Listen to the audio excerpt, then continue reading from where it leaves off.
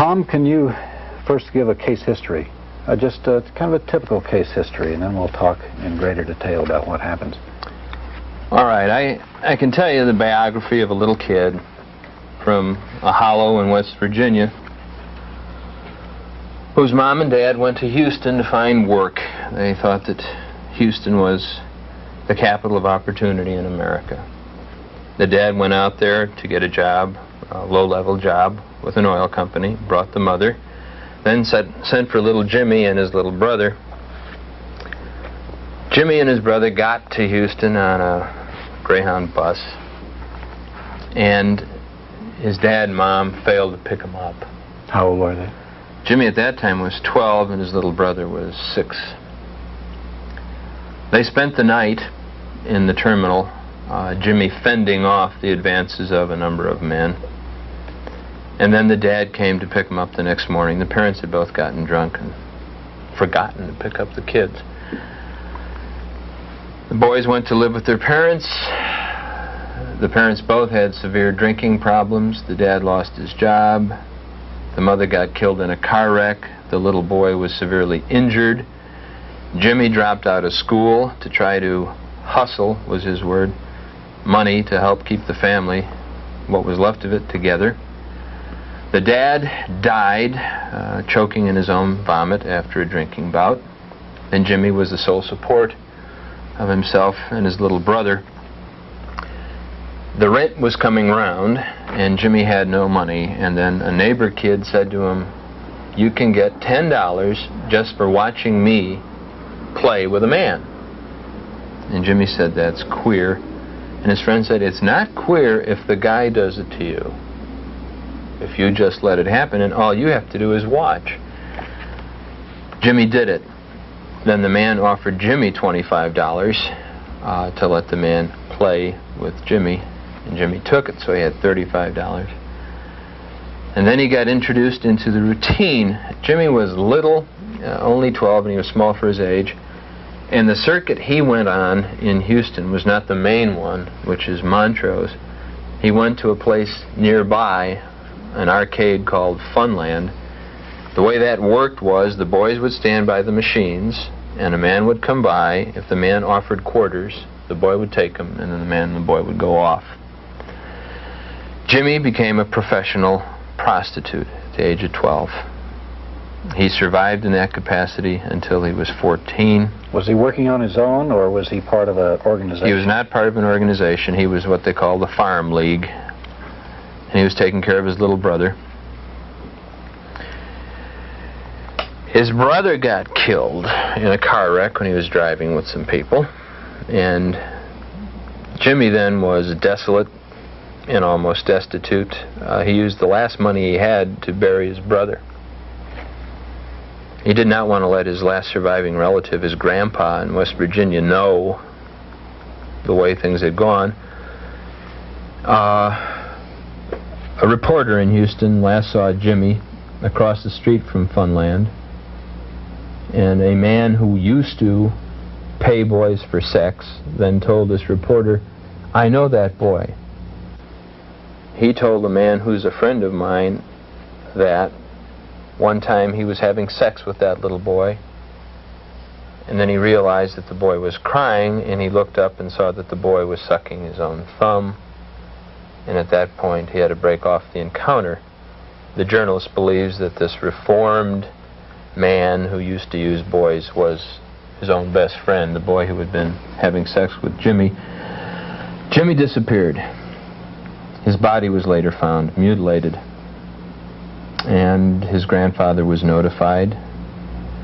The police then told the grandpa in a very cruel way that the grandpa shouldn't try to get a loan from the city of Houston. It would have cost $500 to ship the body back? To ship the body to West Virginia, because the boy was nothing but a harbor whore, or worse. And the grandpa died shortly thereafter.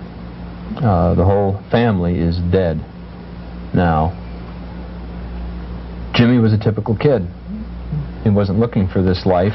He found it. He needed some means of support. He took what he could get, and he came to grief and met his death. Houston is possibly the worst city in the United States for the misuse of lost and runaway boys or homeless, defenseless boys. Probably 350 or more boys are killed every year in Houston. About Houston? I would say I hear about Houston that it is the worst.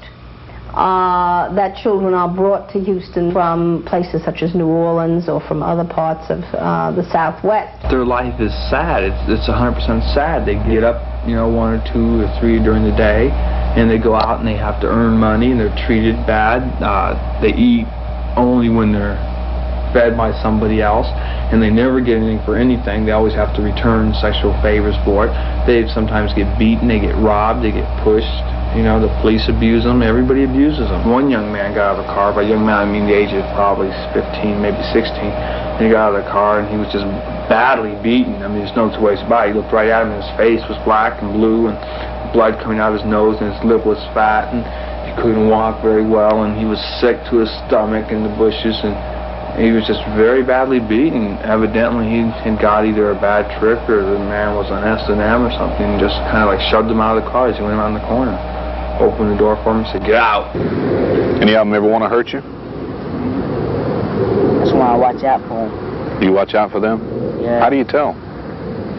You know, when they start to jump now. What, jump on you?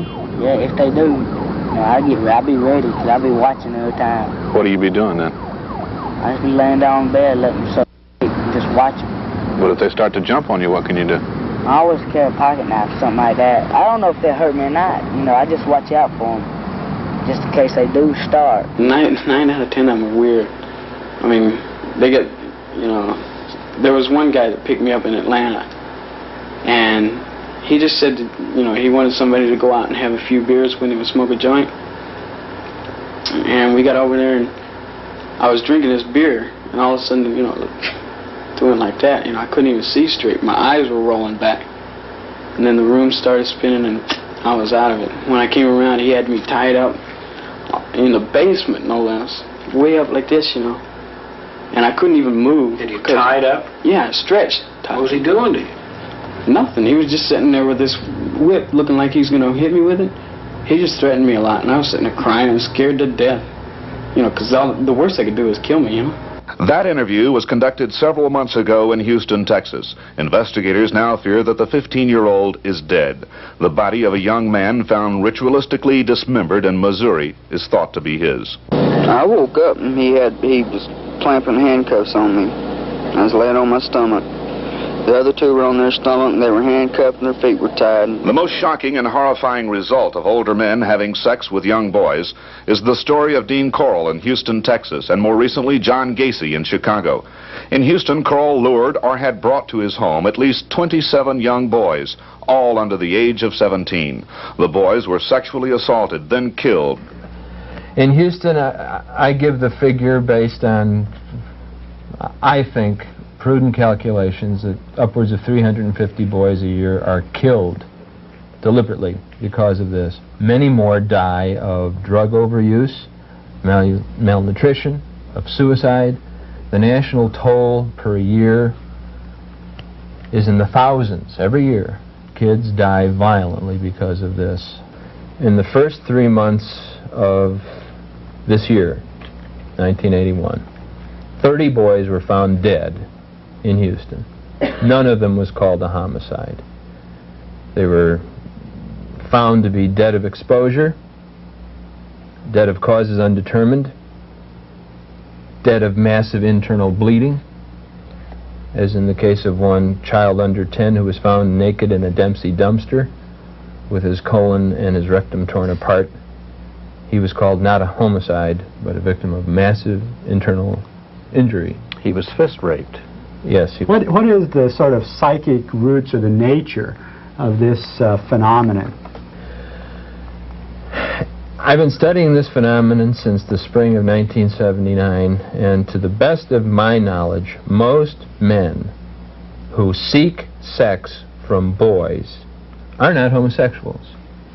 To the extent that they have active sex lives at the peer level, they are heterosexual. Many of them have no peer sex at all. There are gay people who are what we call pederasts, that is, men who lust after children, especially boys.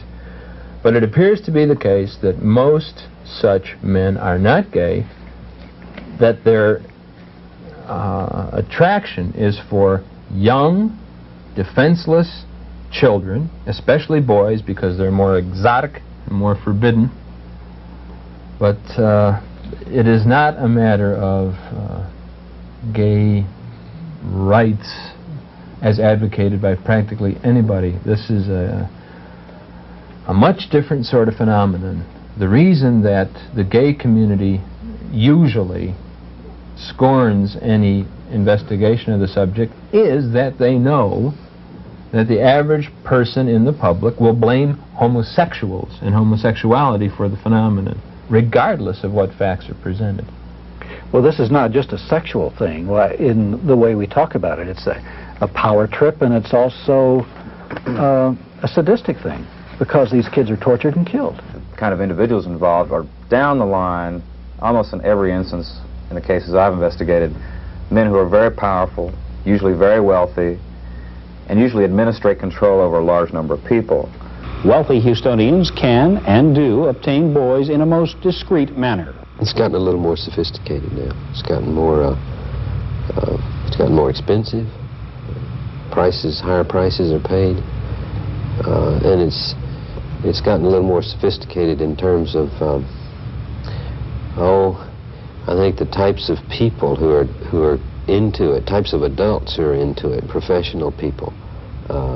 Houston professional people? Yeah. Soliciting boys? Oh, sure. You know, I mean, you can be a millionaire in Houston, man. Yeah. You have people here that are so wealthy that they can't let anybody know what they're doing, that they're willing to pay $200, $300, $400 a night, you know, for one of these boys not to say anything about them. You know, you got judges, doctors, lawyers, politicians, advertising people involved in buying young people, if it's for an hour, for a night, or for a month, or for a year. They actually have white slavery in this country. It's a fact.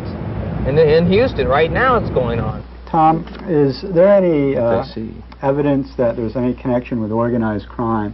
Obviously, with other forms of prostitution that we know about, there are close connections. The mafia has always utilized prostitution as one of the pillars of its organizations and sources of its income. Is there any connection here that has been revealed with organized crime? Yes, when we're talking about 400 kids on the street between 2 and 4 in the morning in a city like Houston, there's very little organization. There may be a runner or a pimp who's trying to squeeze the boys a little, but there's no big businessman running a sophisticated operation. But when there is a bookstore with 40 stalls, there's often a stable of boys. That's fairly good-sized business. And there's bigger business than that. That's the call boy operations, like this one we described with the 10,000 customers. That's big business, it's crime, it's organized, but it's not the mafia. It's the pillars of our society. There is big business, organized crime. It's sophisticated, it's closely attached to the major financial, commercial, industrial, educational institutions of our society. It's run by the same people who run those. It's frequented by the same people who occupy management positions in those. It's not the mafia. It's an adjunct of clean business. It's serving the most respectable people we have in our society, the people who are the elite. I assume you can't name names at this particular time, but... Not if people haven't been apprehended yet. Right, okay. Are senators involved? U.S. senators? Well, and congressmen, do you suppose? Let me give you some information here. Now, this is stuff that has come out of newspaper clippings. It has gotten far enough to get in the newspaper, even if it hasn't been followed up. This was potentially the biggest case of all. That the one in New Orleans? Yes, a New Orleans Boy Scout troop was busted for actually being a call boy ring of boy prostitutes. The man who was the leader of the Boy Scout troop was given 75 years in prison, and then he offered to tell a story. The story he told was that the congressional delegations from 2 states, one of which was Louisiana and one of which bordered Louisiana, and, as he put it, the entire hierarchy of one of the states, as far as top political posts, were all involved as customers of the little boys. And he said he was willing to name all the names. That was a UPI story of 26 November 1979, and he never talked again. Is he in jail now? Is he in he's prison? Still in jail. He said there was 1 U.S. senator and many congressmen. Weren't there a couple, actually right-wing, new right representatives, congressmen in Washington, who were actually found guilty of molesting? Doug, I wish you were right. Congressman Robert Bauman was apprehended in February of 1980 having sex with a 16-year-old boy. For some reason, no charges were brought until September 1980. At that point, the FBI and the U.S. Attorney made an agreement to keep all details of the account out of public records. The charges were dropped on Bauman's promise that he would take a drug or an alcoholic abuse treatment program. He continued in office and he ran for re-election. He was defeated, but he said he would go on to run again. William F. Buckley is one of his closest friends. They were co-founders of Young Americans for Freedom and the American Conservative Union. The way Buckley put it was this: it transpires that during alcoholic bouts he engages in homosexual acts. He went on to say there was a complaint filed by a 16-year-old boy. And then he went on to say Bauman should resign from Congress and resign from the positions in conservative organizations because he was an embarrassment. Bauman never went to trial. He didn't actually go to a formal pretrial hearing either. Then there was Texas Congressman Wyatt, who was caught, well, actually, I take it back. He was not caught. A juvenile reported that Wyatt had forced sex on him. Charges were never filed. That's a quote. Charges were never filed, despite the fact that the boy had filed a complaint. And Wyatt said he was going to run again. When it was published in the Austin paper that the complaint was not that he was drunk driving, but that he had forced sex on a juvenile male, he said he wouldn't run again. He was already in the alcohol rehabilitation program, so there was no trial, no pretrial hearing, no charges. Wasn't there another ring of tour guides, boys as tour guides for congressmen? Well, that you may be referring to the case of Representative Hinson, a Republican from Mississippi, who was found having sex with somebody in the men's room of the Longworth House office building. There are conflicting accounts. According to one account, he was having sex with a minor. According to another account, he was having sex with an adult. He said he was innocent, and he agreed to undergo alcohol abuse treatment, and he was not charged. Well, there was some the charges were dropped. Well, what was the story about the young boys being tour guides for the Capitol? And this was also part of a little boy sex ring, and also some of it resulted in campaign contributions. I read that in an article. That has to do with the state of Texas, as a matter of fact. Texas. And here's the way we can tell that story. This is one you can't tell. Well, this is one we can. It got into the newspaper. Yeah, I saw it in the newspaper. But then it disappeared. Oh. What appeared in the newspaper was a boys' home run by a Texas state representative was being investigated for charge of abuse of the boys. The state representative said that there was no abuse. He claimed that his place could not be investigated by the state because it was private, like that of Reverend Roloff. The story died and didn't appear in the press anymore. The lead that produced the initial story was that representative took campaign contributions, and then the contributors, as a reward, got to have sex with the boys in the home. And that he did this for more than himself, but for other representatives That man is out of the state legislature. So we've talked about legislators, congressmen, A senator. senators, people in the highest ranks of government at the state level. Now, are these just aberrations, or is this part of a widespread ongoing thing? I think it's very widespread. And not just among powerful politicians. We've talked about politicians. But it seems to be the case that in all high-powered professions, corporations now we're talking about too. Corporations, medicine, law, even the university, not necessarily professions with bloated salaries, but prestige, some power, influence, and above all, pressure. The men involved are susceptible to this kind of deviation. I'm working right now, like just, with the corporation. And what's that? How's that work? Well, when their executives or, their business people are in town, they're sent to our apartment and we entertain them while they're here.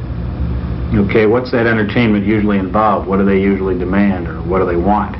Well, it's all kinds of sex and perversions. There's no two alike. I've decided that. Everyone's in for something different, so I can't really stereotype the whole, situation. All the men want different things? Yeah, right. But we're usually in the passive side, and they're usually the dominant player.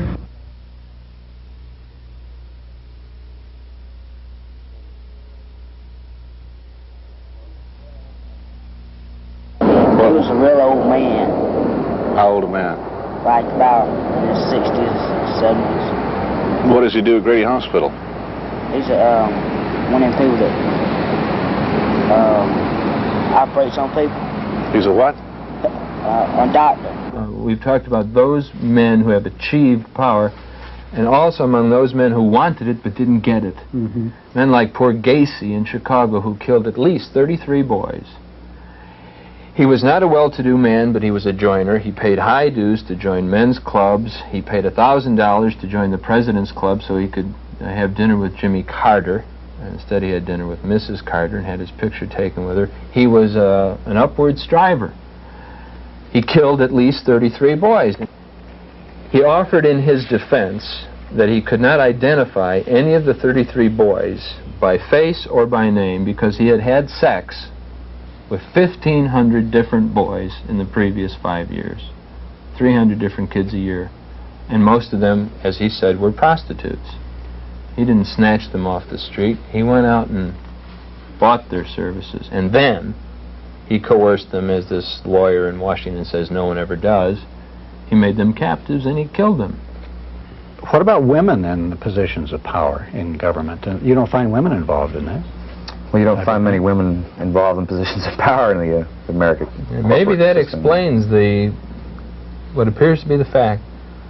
Women don't do this to little girls.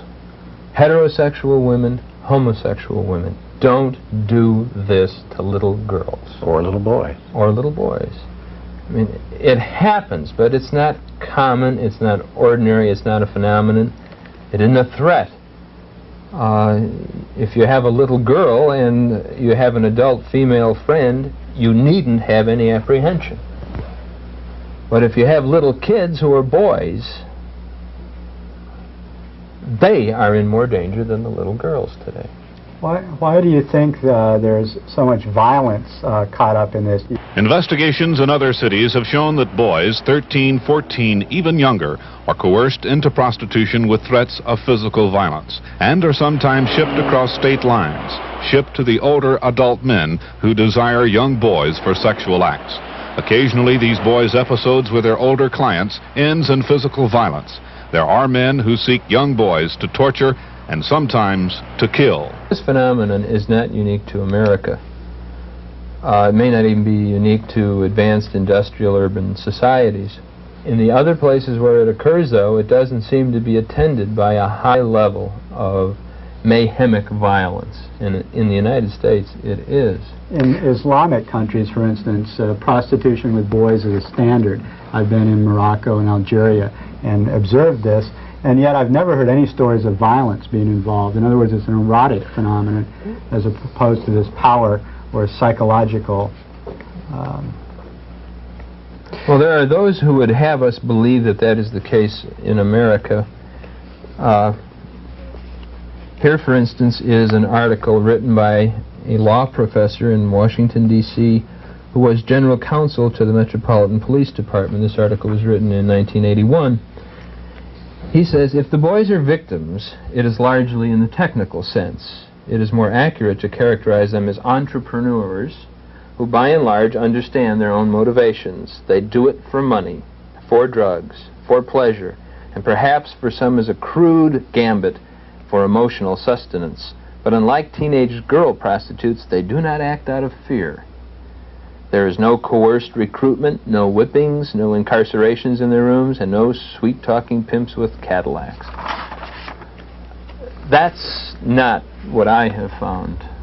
So you think that's false, that Washington police chief? I think it's false, and I think it's a deliberate falsehood. Well, let's talk about, we haven't talked about the proliferation in the United States of this. We've talked about a few individual cases. How widespread is it, and what are the numbers we're talking about?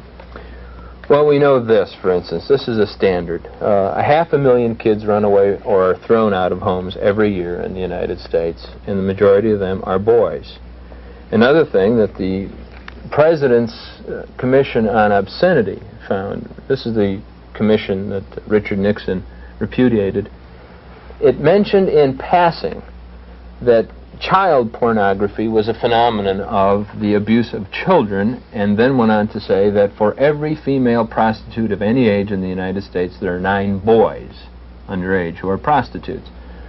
That is a finding which is debatable and is a speculation, but it went unnoticed. I think, though, that if you get in a car and prowl the streets of the capitals of this practice, Houston, New Orleans, Atlanta, Chicago, New York, Los Angeles, and to a much lesser extent, Austin, our state capital, and Washington, the nation's capital, you'll find that boys are the ones hustling more than the women. Mark, some of the research that you did in Austin here that started off your involvement in this issue indicated that there was a possible ring of homosexual boys in Austin. Could you tell some of the facts on this case? Well, my interest in this whole issue originated when, as a reporter for the Daily Texan, we heard through the grapevine that a pharmacist here in town had been busted. And I don't remember the original charge. I'm not sure if it was abuse of a boy in a home. I guess it was abuse of a, that's right, abuse of a boy in a halfway house. Well, the thing that interested us about the case was that the police had later found in his home a file, an index file, of anywhere from 200 to 500 names of young boys in around the Travis County area and counties accompanying Travis County. And it had their names, phone numbers, parents' names, in many cases, sexual statistics on the personnel, height, age, weight, and in some cases preferences. And that sounded like an astounding thing to us, that there should be somebody traveling around, and what he did was he would hang out at high schools and offer the drugs that he had available as he was a pharmacist in exchange for sexual favors. Well, we followed that up, and somewhere down the line of judicial scrutiny, the evidence was lost, or disappeared, or was unable to be retracted, and it complicates from there. But that's how we got. Well, Anderson, his name was Anderson, Robert Anderson. He was found guilty of one charge and sentenced to 2 years in prison. And then he skipped. He was still not incarcerated. He skipped, and he's never been found again. Was there any indication that he was involved with other men who were participating in these favors? In other words, what would the point of him keeping these cards be? unless there was some sort of business or organization. He was an agent, and he had quantities of drugs. Mark didn't mention that he listed next to the name of each boy that boy's personal drug preference. And he also had a very large quantity of muscle relaxants to administer to boys to make sex easier for the men.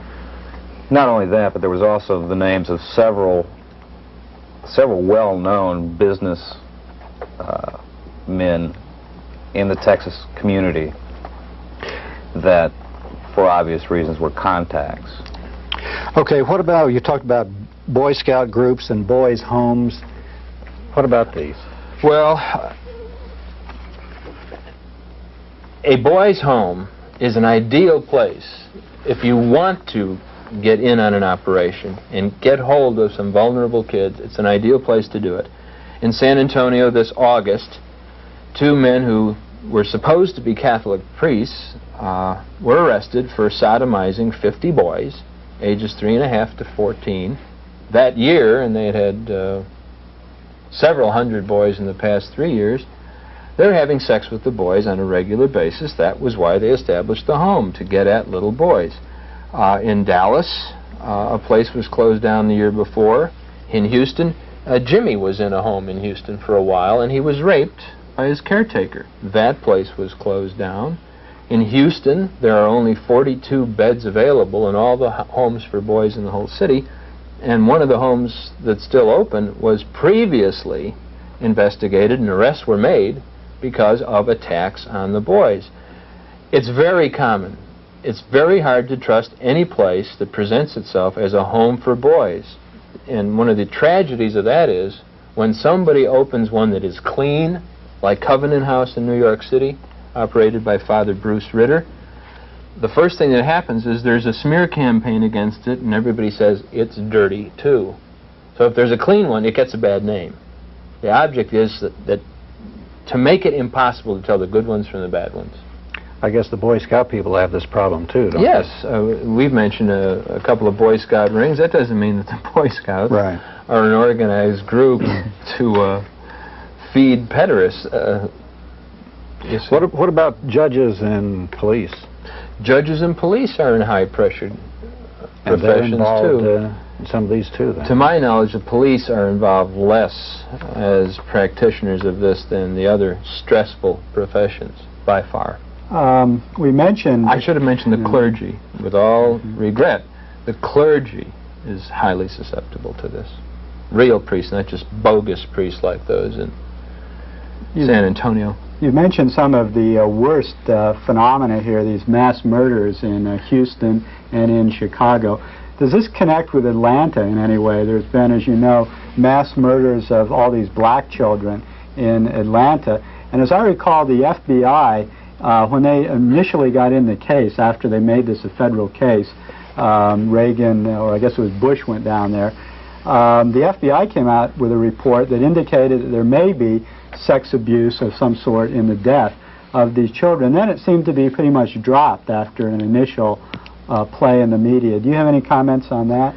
Yes. The first indications that leaked out that maybe the kids who were victimized in Atlanta, murdered, were actually boy prostitutes who went to the people in the cars to make a contact. Came out in February, and then national cable news network and ABC News tried to mention this as a possibility. It's a very delicate thing. It's almost an insult and affront to the black community to say the Angels of Atlanta were really prostitutes, unless you believe, as I do, and unlike that law professor I quoted, unless you believe they're victims. They're not responsible for what is happening. They are being used and abused. But the public reaction was chilly, so the networks dropped it. They revived it in April and dropped it again. I have headlines here, quotations from news broadcasts about the boys possibly being hustlers, and that fellow who has been arrested and indicted being a photographer procurer. Among the mothers of the first 10 kids, those women who went public and talked about their predicament, is one who said to the wire services in an interview, "I'm afraid my son was involved in prostitution. I'm afraid that that's what got him killed. I'm afraid it's the link to the whole series of murders," and no newspaper in America printed the wire service copy. Isn't part of this whole phenomenon dealt with a business of pornography, child pornography, where pictures are taken of these acts, films are made, and this Wayne Williams, we know is a photographer, and we know he has training in electronics. He'd done radio work, he'd done recording work, so might he be involved in a film organization, and indeed possibly even a snuff organization? There's been some evidence about snuff films where people are literally killed on film, and that these are distributed, the films. So is there some possibility that that might be involved? I think it's possible, and I think it's likely, but we're talking about an ongoing case, and I think we have to be very careful about what we say. In Houston, I have seen myself big vans that don't have cabs on them. And I've seen young kids go into the van and not emerge for an hour or an hour and a half. And sometimes with the door open, I've seen photographic equipment inside.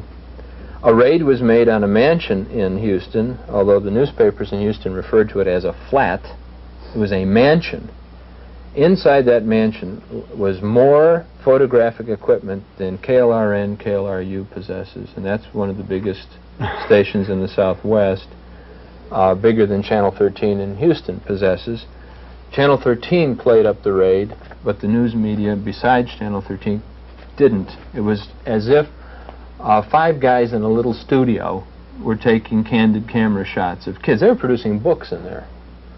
There was also an arrest in Houston in 1981 of a man who sold 20 different films, child pornography films, to somebody from Boston. Now, he was committing several federal crimes in doing that. Right. And among those films, although the newspapers would not print the information, among those films was that of an infant being sexually used by men, and a film in which somebody appears to have been murdered. That person hasn't gone to jail yet. What about the bookstores and the the places where they show movies and stuff like this? Here in town, for instance. I think that you don't find much evidence of this sort of thing in the bookstores, because it's the people who are trading and dealing with this kind of thing. It's a very clandestine operation, and having gone through an investigation myself, I know how absolutely impossible it is to trail this stuff. I mean, you're dealing with people who are not stupid. You know, they are in levels of power because they're intelligent people, by and large, and they cover their tracks, and they're not about to be dealing with them through the bookstores. I think maybe 5 years ago you could find that sort of thing, but now I think it's been pretty much cleaned up. Tom may have more. Well, I went into a bookstore in Austin 2 years ago in daylight, and my experience is the difference between the operation in daytime and nighttime is the difference between night and day. Yet, in daylight, I first bought a magazine that had pictures of people of borderline age. They could have been 18, they could have been 17, and 17 is legal. And then I had the names of illegal publications. I first asked for a register that listed boys by description. It was a catalog, the order of boy. I asked for that. In a bookstore? Yeah. You're in Austin? Yeah. Or, yeah. It's a crime to print that, to reproduce it, to distribute it, to buy it, to possess it. I broke the law by saying, I want that, and the guy reached under the counter and handed it to me. Then I said, what about this? And he handed me that, and I said, what about this one? And he handed me one more. And I walked out of there with a lot of illegal goods. That was in the daytime. I understand that as of now, 1981, the same bookstores don't let somebody they don't know do that sort of thing, even at night. But I've been in places in Houston within the last several months. One in particular I can describe to you had 40 cubicles where supposedly men go in and put in quarters to watch dirty movies. And outside every cubicle was a little boy. I was approached both by little boys as if I were a man who might want a boy, and I was approached by older men who, in the dark, thought I looked young. That was on a weeknight, not on Friday or Saturday, in Houston. When I started following up some films that we heard were circulating in the Houston area, I called an old friend of mine while I was investigating another case involved in this, because we heard that it had been viewed by the district attorney's office in Houston. This friend was a good friend who I'd known from bars, you know, I mean, in a very social atmosphere, not a professional one. And I called him to ask about if he had heard anything about this film or viewed it himself, perhaps. He answered the phone. I said hello, and we chatted for a moment. I said, by the way, have you heard anything about this film? And he cut me off and said, I've never talked to you before in my life. Boom. And I've never talked to him again. And I've known this guy for a couple of years. And as soon as I mentioned that film, it's like... When Boys for Sale was shown on TV, it was shown first as a nightly series, and then there was a summary program. The biggest bank in Houston withdrew its advertising from the show and from the station because it showed that program. Wow. And the bank managed to get the other advertisers for that program to withdraw their advertising. And if I might interject this just for a moment, because it ties into the power problems. I remember originally with the Robert Anderson, the pharmacist we talked about earlier, one of the items found in his apartment was a wallet, or checkbook, I guess, with a student's address and name on it. Well, we started to make some phone calls and try to contact this person. We finally got through to his father, and it turned out it was one of the major banks in Dallas, and his father was the bank president. And we thought we had a hot lead going.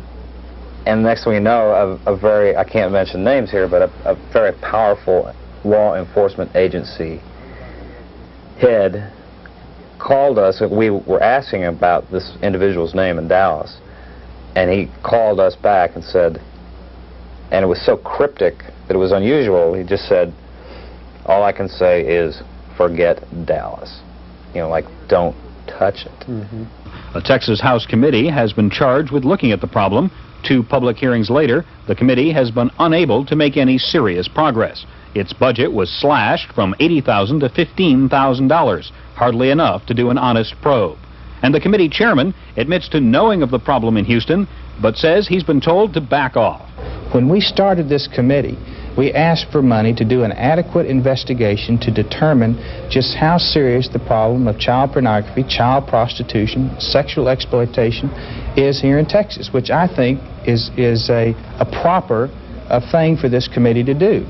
Now, that was the first indication that we had pressure on us. The second indication was when I appeared before the House Administration Committee, when they chopped our budget, and subsequent conversations with certain members that said, we have got to stop our investigation. Why do they want you to stop? I don't know why. I have no... Do you plan to find out? I plan to find out. I think it's serious that they were getting this kind of pressure. Let's continue talking about this situation. You have a story here which kind of is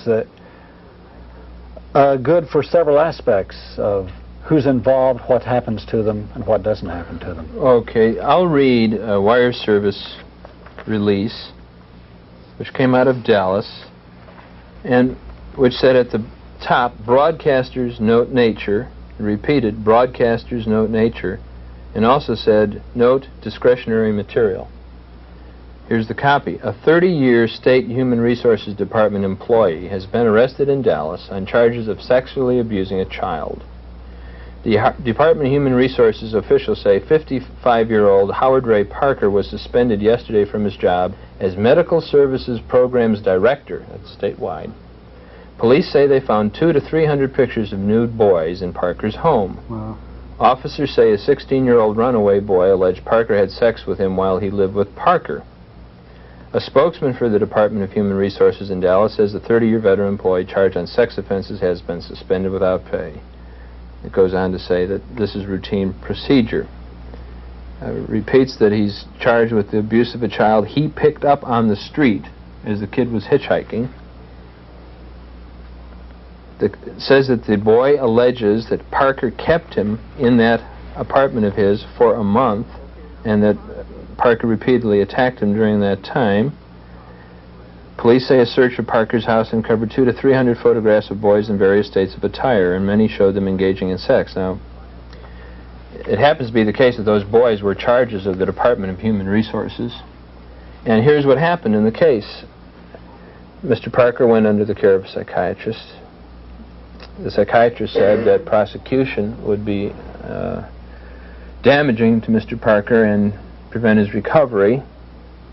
The judge took that into consideration in the pretrial hearing and let him go. And the state of Texas paid for his psychiatric care, and they returned him to the job after his rehabilitation. He went back to work. He went back to work. What about the kids? Did they do anything to rehabilitate them? Whatever they were supposed to be doing in the first place. Let's take a look at the children involved and their lives. Robin Lloyd, author of For Money or Love, the definitive book on boy prostitution in America. I think that it's been described as a national horror. I don't think it's a national horror. I think it's a national tragedy. My findings are that the boys that get into this, as described in the title of the book, For Money or Love, they're not really in it for the money. I think that they're in it for what they perceive to be adult attention or adult affection. That's where it becomes a tragedy. If you take a 12-year-old boy who comes into a strange town, he's broke, he's cold, he doesn't have anything, he's hungry, and then the other street boys will tell him, hey, you know, you've got something you can sell. And he finds he has this marketable commodity I mentioned earlier. So now he goes to the apartment with a strange man. They go to bed together. The next day he's out on the street, and he's looking for now the same kind of protection that same night.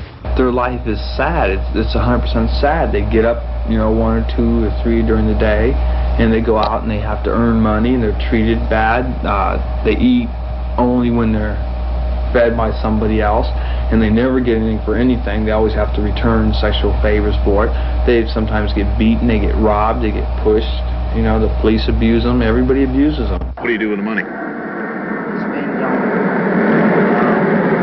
when I have to stay with somebody, I pay them that, or just give me something to eat when I need it. And I buy me some shoes or some socks, whatever I need. How much you guys getting for trick? You gotta be able to make some bucks. We gotta get more than $5.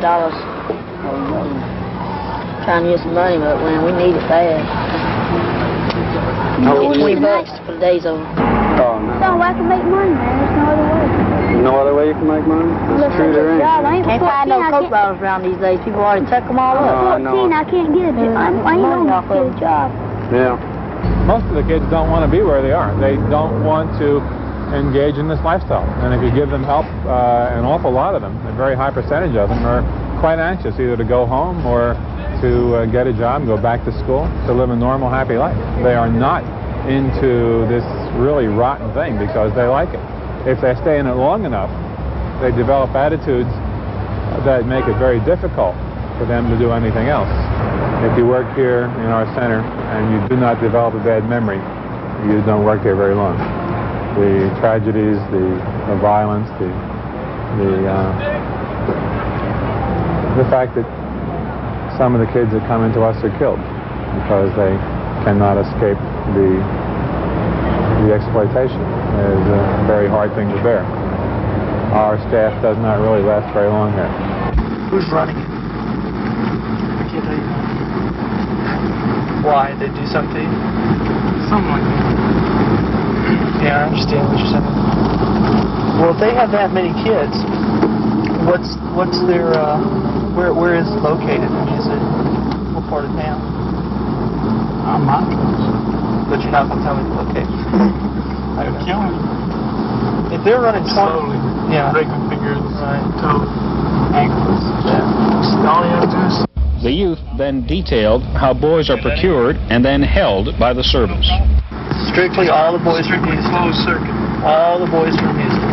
Oh no, these guys, you know, like hitchhikers that are hitchhiking in, they pick them up, give them a place to stay, and then tell them, look, boys some money. All fairly young?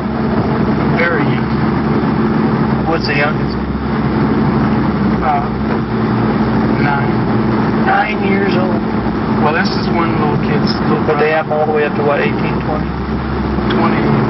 Now, do they provide y'all with protection? I mean, are they protected? Well, Vice doesn't touch them. But you don't know why. Or do you know why? I don't know why. All I know is Vice doesn't touch them. Do they teach the kids how to perform sexually at this place? They teach them how to do it? I mean, like... Well, usually they get some... They're trained. What happens if a kid won't perform? Do they kind of get down on him pretty heavy? No, they just get rid of him. Well, how do they keep him quiet? You know, so he won't talk. Well, they usually have an example. Once in a while. Break a finger or two. Have they done that in front of you? Yeah, they've done it a couple times.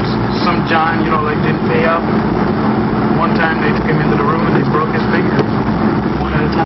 Boys told our undercover investigator, a former drug rehabilitation counselor and sex therapist, that they are not proud of what they do. You don't live at home? I go home once in a while. Your mother know you do that? She doesn't care? She don't like me come around the house too much. And if I do that, she don't like me come around too much. Why not?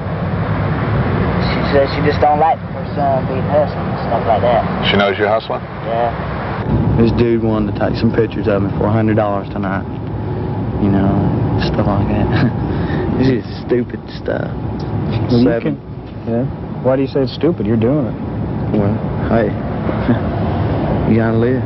I'm ashamed of it too. You're ashamed of it? Sure. Why? Hey man, I wasn't brought up this way. What kind of family are you from? I have real nice people. I mean, you know, it was me that messed up. Your parents know what you're doing? Oh no, she know. I'd never let them know. God. Hell, I've heard them too many ways already. Well, the reason I'm here is, you know, when I was 13 years, well, I was 10 years old when my mom got remarried.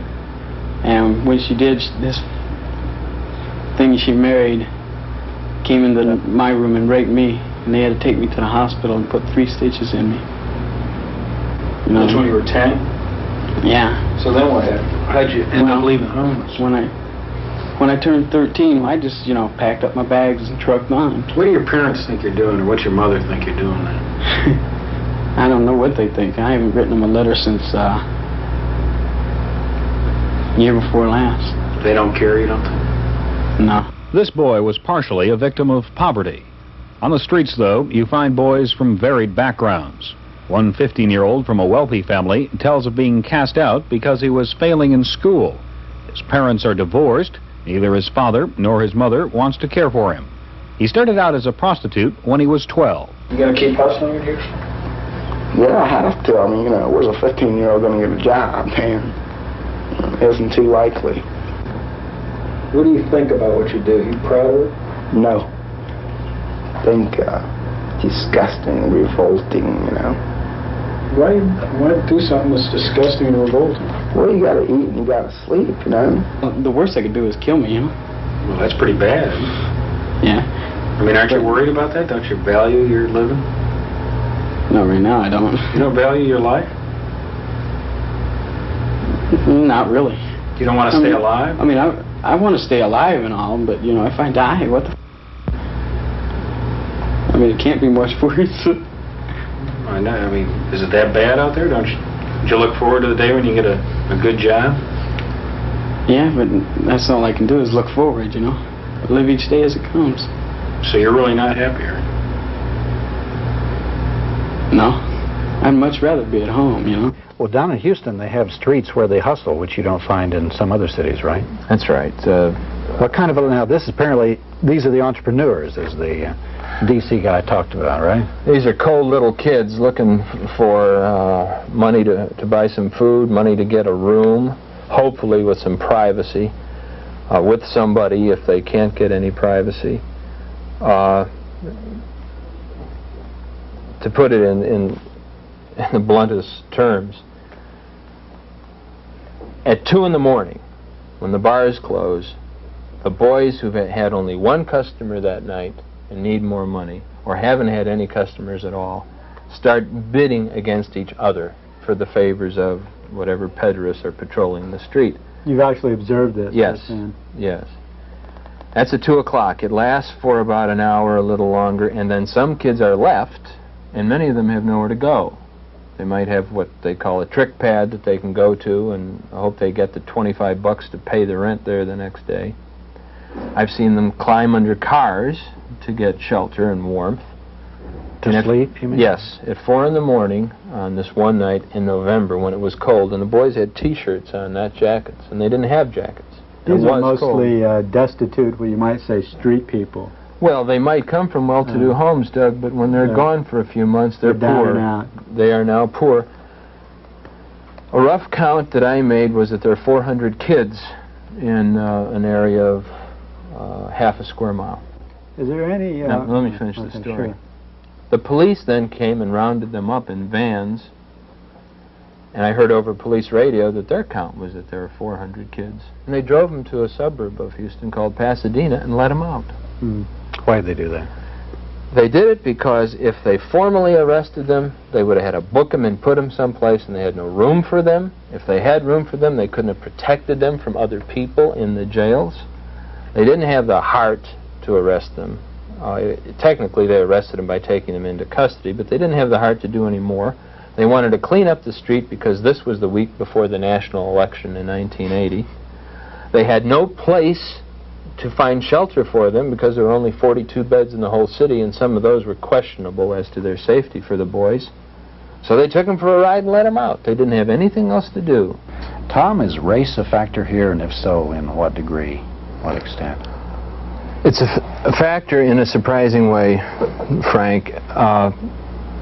We've already mentioned, but maybe not emphatically enough, that these kids are poor. Once they're out on the street, even if they come from middle-class families, they become poor. But overwhelmingly, the runaway kids are from poor families, from struggling families. You would assume then that they would be heavily minority kids. This isn't the case. Overwhelmingly, the kids who are throwaways, runaways, who hit the streets and work in the life are white. Part of the reason is that the market among the well-to-do men for boys is a white market. The men want white kids. They don't want Chicanos. They don't want black kids. They want white kids, fair kids, Nordic-looking kids, the ideal type. What about wealthy black or Chicano males? They also tend to prefer white kids. You can find in what's called the Farm League, in the parks, on the streets, at the curbs,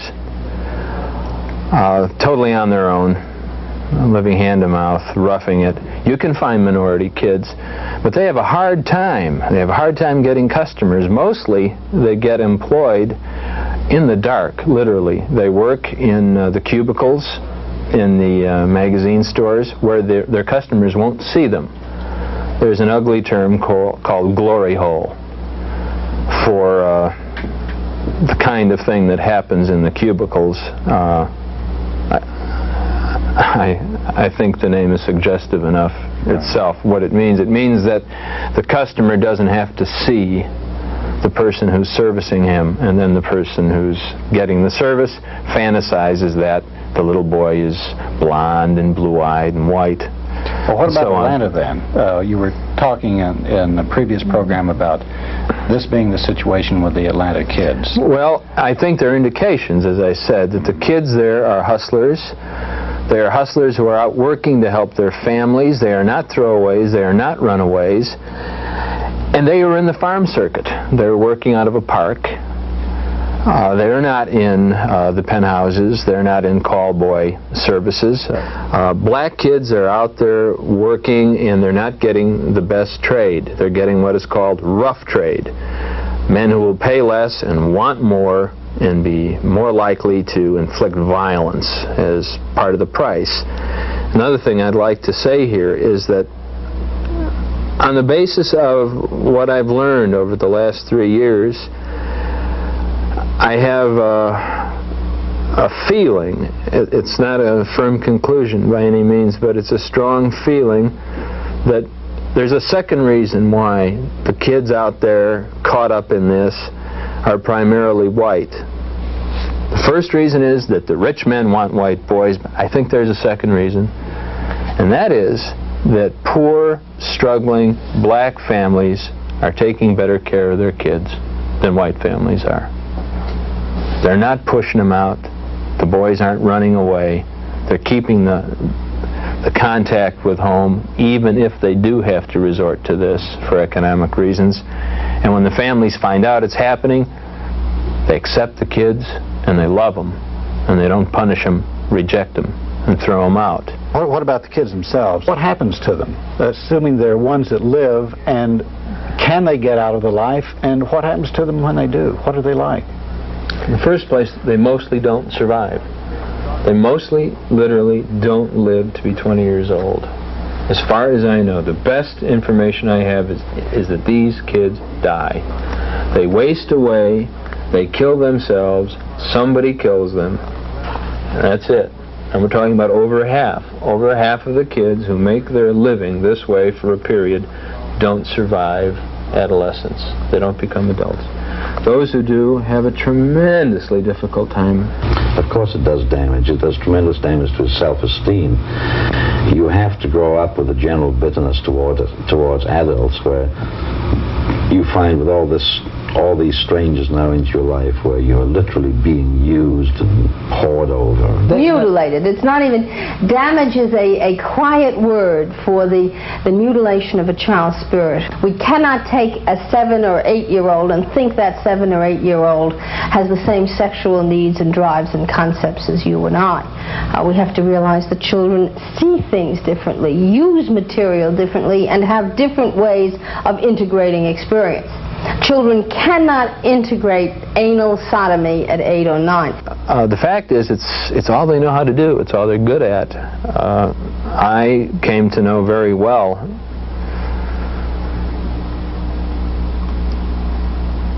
a 22-year-old hustler masquerading as a 16-year-old for whom friends and I were able to find a job. But it wasn't a good enough job for him. He knew the risks. Over the years, although he was white and blonde, he had to do more and more and more for less and less and less, turn more and more tricks a day. As he got older? As he got older.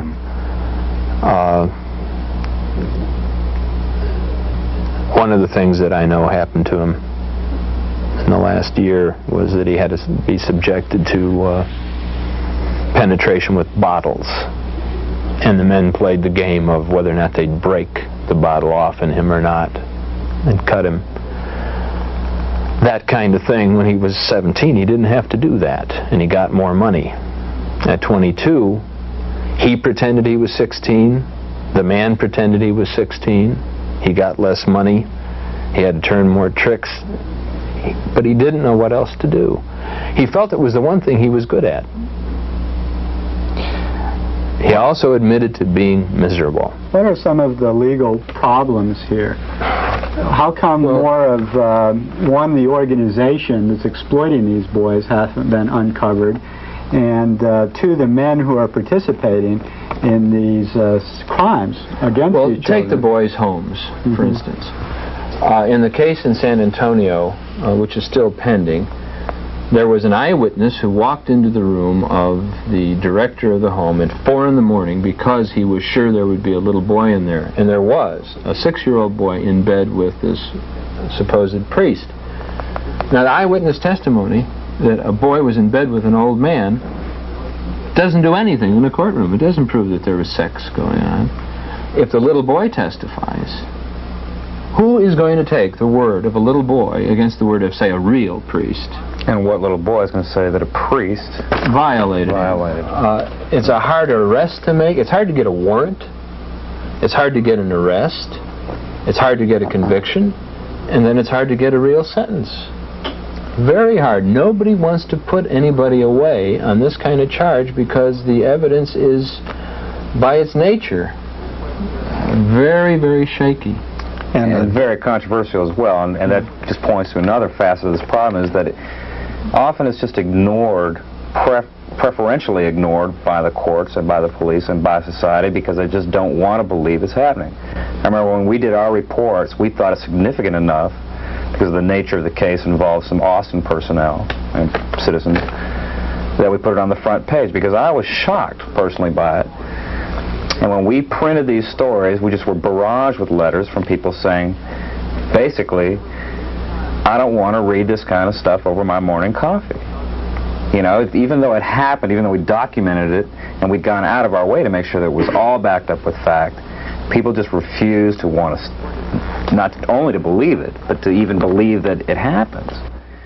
So that's part of the problem. And another part of the problem is, of course, we were shocked when we found out the extent and broad nature of this problem of pederasty and what all it involves. But we were truly shocked when we found out initially when we started this a few years back, that the police department didn't even know what pederasty was. I mean, I won't say the police department, but I know that I was dealing with one officer in Sex Crimes Division who's no longer in Sex Crimes Division. And I was trying to do my part for truth and justice and trying to get to the root of the problem. And I said, well, tell me about your case history of pederasty. And he just went blank. He had no idea what I was talking about. Now, to their credit, I will say that the Austin Police Sex Crimes Division has come a long way since then. But if the police don't know what it is, then certainly most members of society won't know what it is. So when they see it in the papers, and editors don't know what it is, so they're not going to print it in the first place, but occasionally when it does go through, society just writes it off as an aberration, a very, well, how are the police organized? You mentioned Sex Crime Division, but there's also the Vice Squad. So the Sex Crimes Division is a subset of Vice. No, it's part of homicide in almost every city. Oh, is it? It's part of homicide. Vice has to do with pornography, obscenity, prostitution, things involving consenting adults, which may be crimes if they're performed in public or commercially. A sex crime is something that involves a direct violation of the law or involves things with kids or child pornography. Do you have a feel for, say, the budget and the number of personnel in Vice Squads compared to sex crime divisions in various places?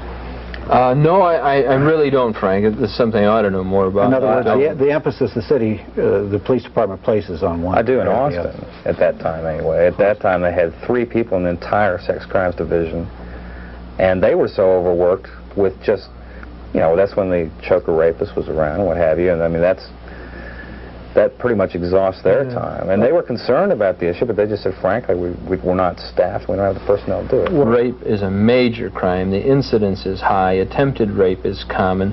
It's extremely hard to track down a rapist. These guys are working extremely hard, and then we charge them with the duty of cleaning up the streets.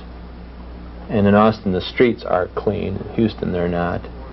But how can they go behind the walls and find out what's going on indoors? That's extremely hard to do. Has there been much investigation by any police or the FBI or the judicial system of this phenomenon? Or is it that it's a fairly recent phenomenon, or is it just something that they haven't dealt with historically or currently? There have been legislative investigations.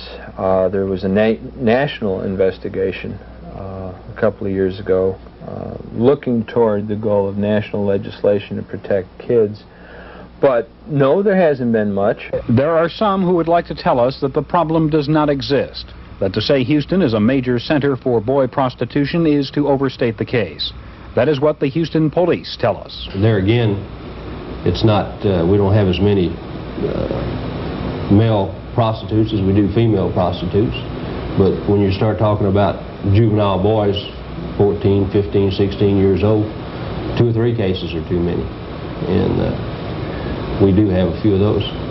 Well, how would you, talking about that a little further, how would you define the problem of young boy prostitution in Houston as far as the size of the problem?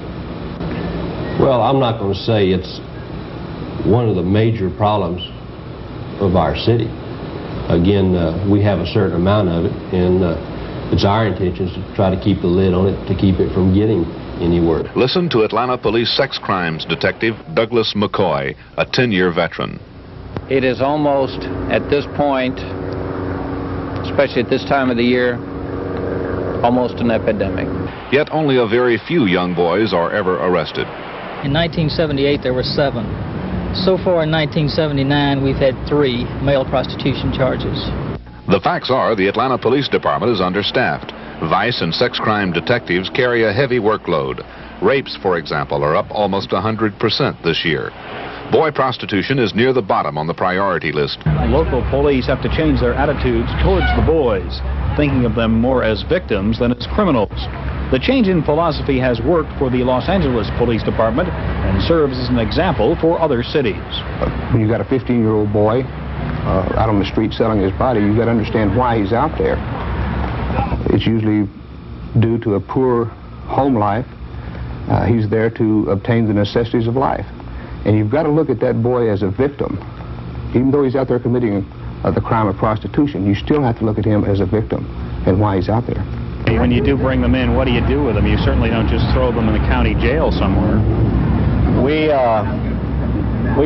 It takes us anywhere from 2 to 6 hours to interview. You talk to one of these boys for 2 to 6 hours when you first get them in? Yes, sir. Initially, they don't have trust in the police department because usually they've had contact with uniformed policemen, and the uniformed policeman will book them curfew or run away, and they're sort of leery of the police department. But we'll sit down and we'll gain the kid's confidence. We'll talk to him. We'll tell him if he is involved in anything, that he has anything having to do with sex, that he has done nothing wrong at all.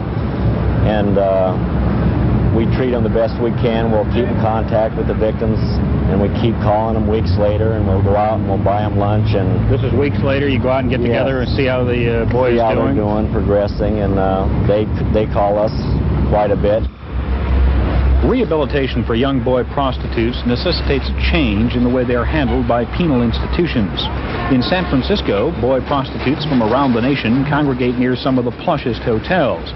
But in San Francisco, a boy prostitute who was arrested is given special treatment. Sheriff Richard Hungisto has set up a new program to deal with young boys.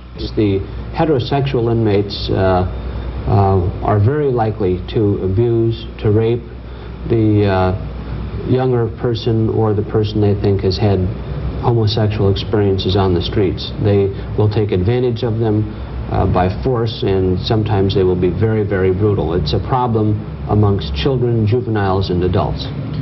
So what has been your answer here? We house the gay inmates separately. We don't mix them in with heterosexual population just for that reason. And of course the same thing is true with juveniles. So as you view this problem and people like this come in off the street, how do you handle it? Well, what we do here is to do what we can to make sure that if there are any psychological problems that they're dealt with, and also to try to aid them with post-release help, giving them opportunities as much as we can to find a job, to have a place to stay, and to get back on their feet so that they don't have to sell their bodies to make money. Here in Austin, the sex crime unit now is, to my observation, a solid unit doing the best it can. And they have something that's rare in the whole state. They have an officer whose sole job is to counsel the victims of the sex crimes. She's an old student of mine, or a friend of mine. Her job was funded by the U.S. government. She lost her job in the Reagan budget last month. And she had to lobby in the city council to get retained as a police officer. They've retained her for a year. But the overall budget was cut, and her job, will remain in jeopardy. And it's a vital job. If I could just add to the problems of investigation and how Tom and I learned about all this. We just finally realized that Tom, thankfully, has carried on and updated the material and kept a close look. My full participation only lasted for a period of about 6 months to a year. When you were a reporter? When I was a reporter. And myself and another former editor of the Daily Texan, just as soon as we got hooked on it, I mean, as soon as we found out what was going on, we went after it with entire abandon. for a good period of 3 to 6 months, almost every day we forgot our classes, we forgot our work at the newspaper, we were determined to get to the root of it. And after 6 months, we had touched the tip of the iceberg, and we realized at that time, after spending inordinate amounts of time, money, and energy, which we didn't have to spend already, that we needed to be funded by some sort of organization much larger than ourselves, and a staff much larger than ourselves, to continue it to find out really what was going on. So I can see how law enforcement agencies, with what little funding they have, particularly during a tax time such as ours, it's hard to do. And as I said, the more we found out, the more questions propped up, and the deeper it became. There are so many things. If it's all right to range around a little bit here, it ought to be said that in academia there's been virtually no contribution. I learned about this whole phenomenon as a teacher when a student of mine called my attention to the TV documentary Boys for Sale, which was made in Houston. I was embarrassed that I didn't know anything about the subject, mentioned it to sociologists, anthropologists, psychologists, social workers. They didn't know anything about it either. Then I went into the bibliography and found that it was first meager, and second, heavily oriented toward the defense and explication of the pederast, like the lawyer's commentary I quoted to you. It's considered a dirty subject, and people aren't supposed to go into it. Every semester when I lecture on it, I have students get up and walk out. I used to have complaints made to the department, to the college, to the university, and so on, that I was doing pornographic things in the classroom. That's abated, but people still get upset and walk out. Maybe not because they are offended, but because they're emiscerated by it and they want to get away from it. People don't like to look at reality. Well, especially as real as it. This stuff is horrible. At any rate, if the police department from any major city went over to the major educational institution in its area and asked for a contribution from the faculty, that faculty could contribute practically nothing. Academics have been not necessarily remiss, but they have been oblivious to this. Can I ask you, unless it would compromise your information system, how do you go about getting your information? Observation, interviewing, and interviewing of many kinds. Interviewing kids, interviewing people who are willing to talk, who are on the other side of the street, so to speak, and investigators.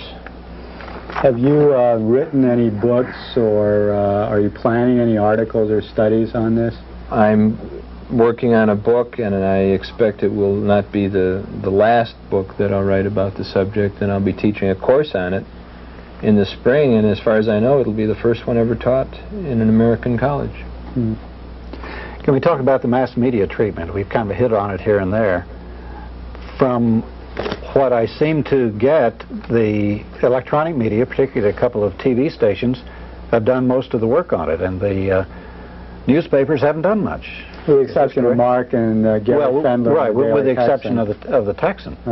Well, it's interesting. Throughout all the things that we did, we thought, and perhaps we were in a minority, but we thought it was information that was in the best public interest to know, or at least be exposed to, was not touched by any other local media in town. Do you have any explanation for this? Why didn't the Austin American-Statesman pick up on it? I really don't know. Or the TV station. Did you ever take it to them? But actually, I think the Statesman did run one or two. I think they ran the initial story about Anderson, the pharmacist being busted, and that's what sparked our interest. And of course, and they dropped. Did you ever talk to the reporter that did that story and see why they didn't pursue the... No, I don't think I did. I think we got so wrapped up in what we were doing. What about down in Houston? Is there any evidence of pressure to keep the lid on down there? Well, when Boys for Sale was shown on TV, it was shown first as a nightly series, and then there was a summary program, which you'll have excerpts of. The biggest bank in Houston withdrew its advertising from the show and from the station because it showed that program. Wow. But they didn't withdraw it until the last... Not the last minute. They kept saying, if you don't kill that program tonight, we're going to withdraw our advertising. And they did. And the bank managed to get the other advertisers for that program to withdraw their advertising. The Houston Post and the Houston Chronicle, again, that story I mentioned in the previous program about the bust of this mansion with this incredibly elaborate film studio in it, emerges in the Post and the Chronicle as a little place with some cameras. Yeah, and the problem is not so much that the incidents are ignored, but there's never any follow-up. There's never any investigation. They just take the easy way out. Something happened, boom, it happened. Next day it's forgotten. What we need in the media is follow-up and investigation on everybody's part, so that we'll become sensitized to the issue.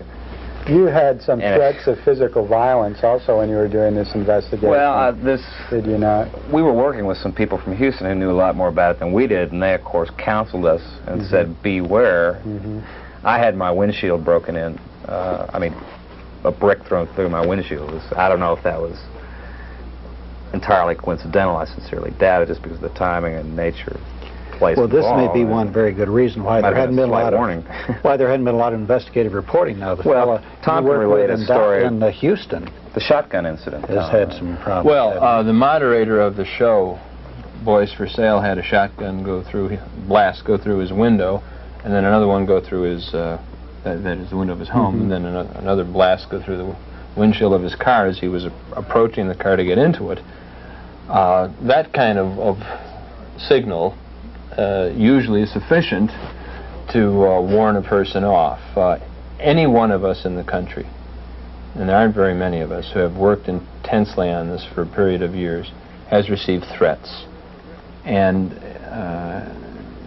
has been subject to at least feigned attempts. And the idea is that should scare us off. It has worked with a whole lot of people. The day after Part 1 of Boys for Sale was cablecast, Tom Philpott's van was vandalized. The tires were slashed, and the accelerator was jammed to the floor.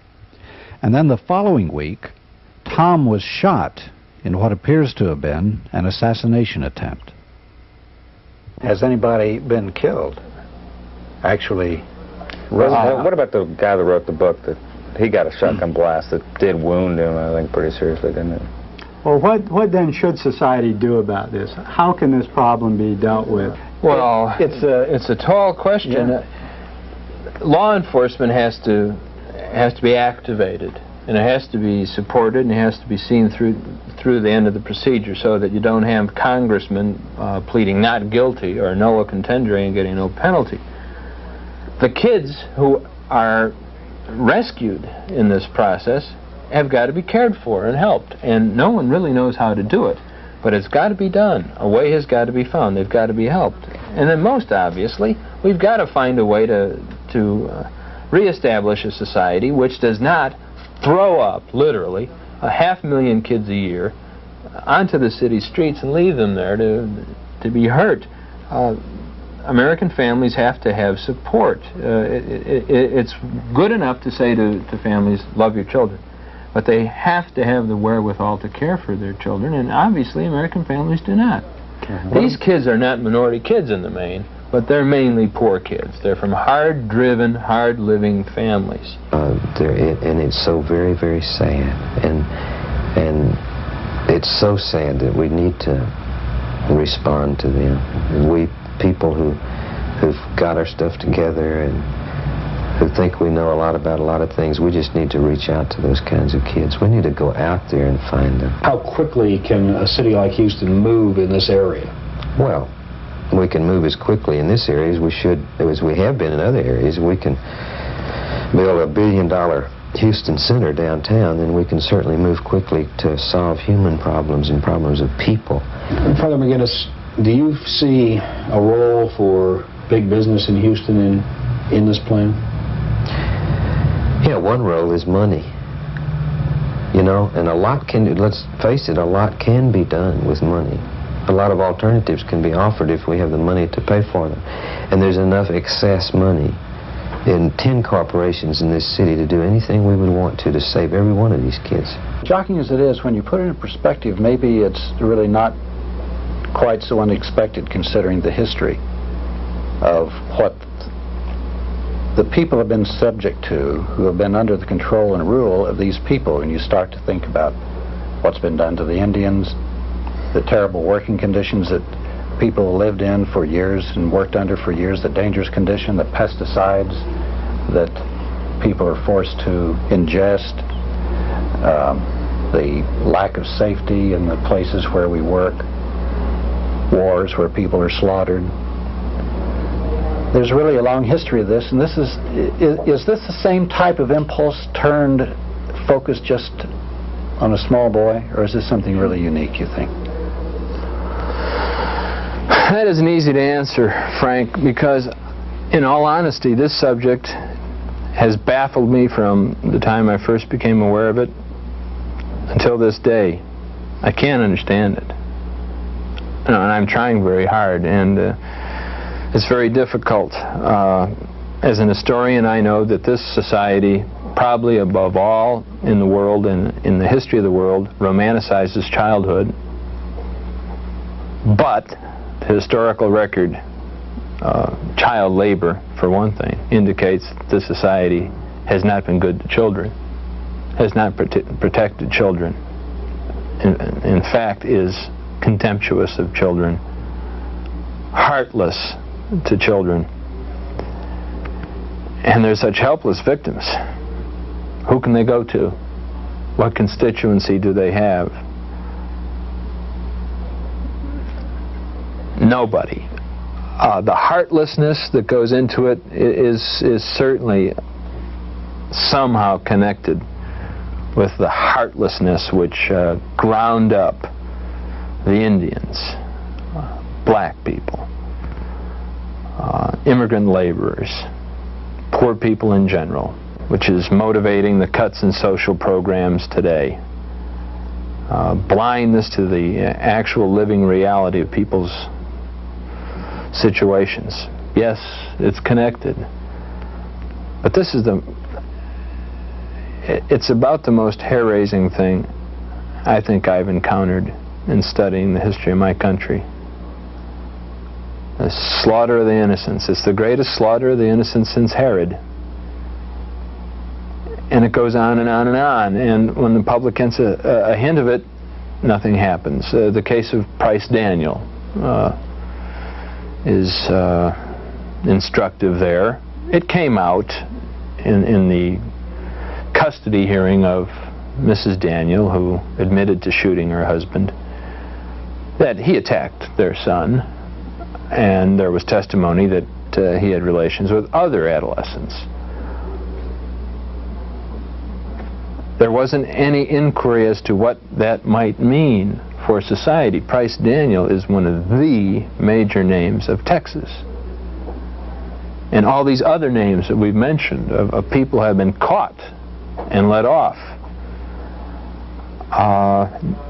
There doesn't seem to be any willingness to make the connections which you have implied and face them.